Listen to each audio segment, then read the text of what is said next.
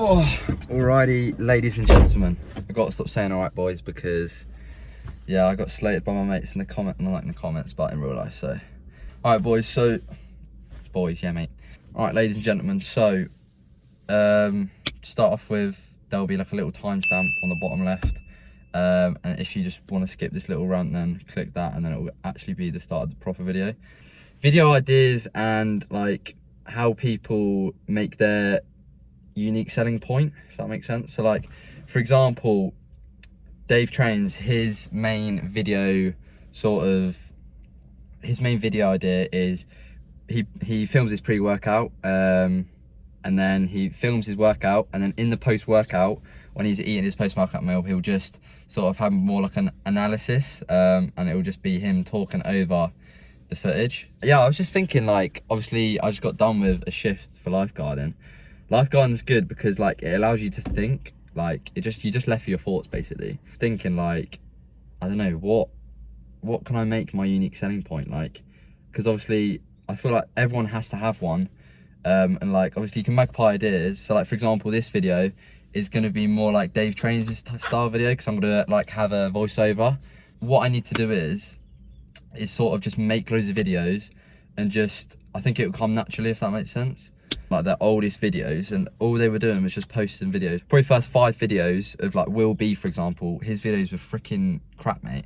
But he only posted them videos just to get experience on the camera, and I feel like I've got to be more comfortable in front of camera, if that makes sense. Because like right now I'm not totally being myself because the camera's facing me and I'm just not used to it, and it's like, oh, what if you start out with it, sort of thing.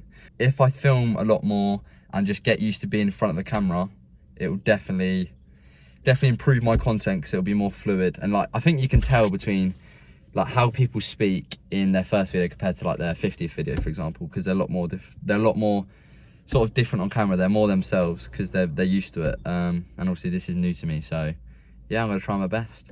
If you guys think I look a bit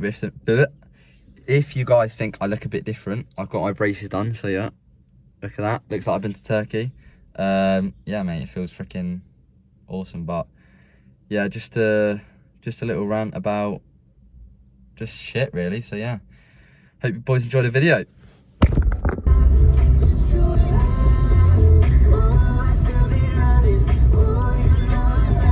Alright boys, so gonna do a bit of a different style video this time. I'm not just gonna have some cringy music over the background. I'm literally just gonna talk about my workout and give you a bit of analysis. So yeah, I've written some points down. Yeah, let's go. So basically for bench press, I've said setup is like crazy important. Like you need to make sure your setup is the same, if not as close to the same as possible, because you're not gonna be you're gonna be limiting yourself really.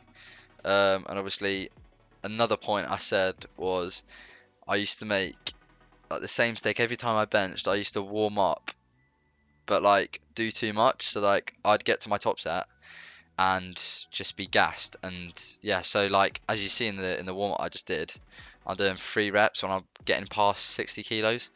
So it's just, all it is to warm the joints up and make sure like my body's prepared to move heavyish weight. So yeah, I'm doing a top set of 90 kilos for, I think I got 7 reps. But yeah, the main thing is with this one is just having your technique down and just benching like once a week consistently. And that's, so like my PB now is 100 kilos, so I'm getting 90 kilos consistently for 7, 8. So hopefully that goes up. But yeah, this last rep was a bit sketchy, I can't lie. But thank God I got it basically. Just didn't have a spot, which is stupid. So dumbbell chest pressed. Obviously it's a bit of a weird one because I never used to do this after bench. I just thought it was stupid because obviously your chest is going to be worn out after you do bench. But I don't know, I just like the crazy stretch you get with it. Like whenever I do dumbbells, I just make sure to make the most of using them. For example, right? Like when I'm going at the top, I'm making sure I'm going slow on the way down. And look, like I go past the point where people usually stop around here. Like go here, and like I can just, when you go past it, it just gives you a crazy stretch. And yeah, obviously the main aim for this isn't just to move about heavyweight, it's just to gain muscle.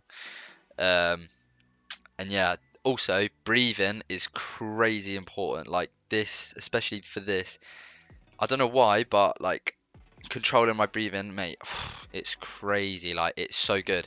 Because on the last couple reps, you'll see like this is the back off. On the last couple reps, like I have to keep my breathing like consistent, and like there'll be points where I'll be literally be at the top and I'll have to stop for like a couple seconds, go like, because it loads my body ready to do like the last 2 reps ish. So definitely recommend like focusing on breathing, because otherwise you're training more your cardiovascular system if you don't focus on your breathing. So as if you just rep it out and just like you're out of breath, you're not really training your muscle to actual failure. It's more just your cardiovascular failure. So yeah, like I try and rep out a couple partials to make the most of it. And then next is pec deck. I'm not gonna lie, I'm not a crazy fan of pec deck. I usually do what's it called? Seated cable flies, because like I don't know, like the movability with it is like it's crazy. But pec deck's alright. It's just like see like the full range of motions like here. Let's turn this aside. Full range of motions here, and I'm like in line with my body. But I want to be able to go like behind my body, because that's where the like proper stretch is. It was like both cables were taken and the gym's kind of small, so I didn't really have much choice. But yeah, pec deck's still good. It's still like a fly variant, and I still feel a bit of a stretch. I had to do so I did a drop set on the last one, because yeah, it's just to burn out the chest really. I do quite a lot of partials, so yeah, don't roast me in the comments. But I feel like when I do partials, like it just I don't know. I feel like I have 20% left in the tank if I don't do partials. So like after I do partials, then it burns, sort of thing. What else is there to talk about? Yeah, basically just making sure that you're stretching at the bottom. All right, next is latissimus pull down. Obviously on this one, I make sure that at the top, like if you're not at the top feeling the stretch, then it's just a waste of time. Like you may as well not do it, because when you when you stretch at the top, like it makes you connect, like you get better mind muscle connection basically. Um, and I just feel like it's just stupid not to. Like why would you not do it? Anyway, I'm just trying to aim just at least get it below my chin, and then I'll do it for about 10 reps, and then I'll hit about 6 or 7 partials. And then obviously this is my top set, so I've dropped the weight, and then I'm just gonna drop it. But obviously, see, I'm not too sure whether to use wrist straps um, for both sessions of back, because my grip strength isn't great. So obviously it will get better if I don't use wrist straps, but I'm just not too sure. Like my back's lacking, so I did use wrist straps for this. And obviously if you don't, then you're just going to failure on your forearms and not really your back. But yeah, basically this drop set is just crazy. And obviously you see here, like right now, I'm pausing for a bit just to get my cardiovascular, like just to chill out for a bit and just get my breathing back. Because obviously, like I said earlier, like you're working your cardiovascular more than your muscles if you just rep it out. So yeah, these last partials, they are questionable, but I don't know. I just like doing them because I can properly like feel the burn. Next, we've got dumbbell rows. To be fair, I don't usually do this. I can't lie, I don't usually do this, but there was no equipment available, and I was like, I need to do a row variant, so got the dumbbells. One of the points is obviously, and you need to make sure your back is straight, and then the thing I focus on is when doing this is like imagining the muscles in my back and like squeezing, and see how I've got the dumbbells like sort of in line with my nipple, if that makes sense. Like that means like I'm focusing more on my upper back rather than like my lat sort of thing, because my upper back is lacking, and that's one of the main things. Next we got single arm pull down. Obviously I do this as I have a bit of muscle imbalance in my lats. So like I think it's, which one's it? My right lat is bigger than my left lat, and I think my right lat's gonna be a bit stronger. So I just like to do a bit of Unilateral. I can't remember what it is. It's uni something, but it's just basically doing an exercise where you're not relying on both limbs at the same time. So you're basically equally contracting them, and you're making sure that both sides of your body get an equal amount of stress put on them. Yes, I did that to failure, and then lastly we've got rear delt flies. These go crazy, like with when both of the cables are free. Like you can see the squeeze at the back. Like it just, mate, it feels insane. Obviously, like before, like you can see the muscles in my back working, and like the main thing with this is also is with most back exercises, but it is just like squeezing, like making sure you're squeezing at the back. And obviously rear delts are one of my weaknesses, and they were neglected when I started working out, which isn't good. So yeah, that is one of the main things. But it's just like making sure that you're fully contracting and you're not just sort of like, what's the word, neglecting the range of motion, and you're just making sure that you're prioritizing the correct muscles, and like it just helps with everything. It just helps with everything really. Um, what else is there?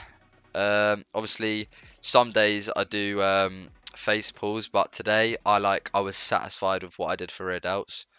So yeah, today's session was good and it wasn't too bad. Alright, so workout has been complete. Just about to make my shake and then go swimming, so that should be fun.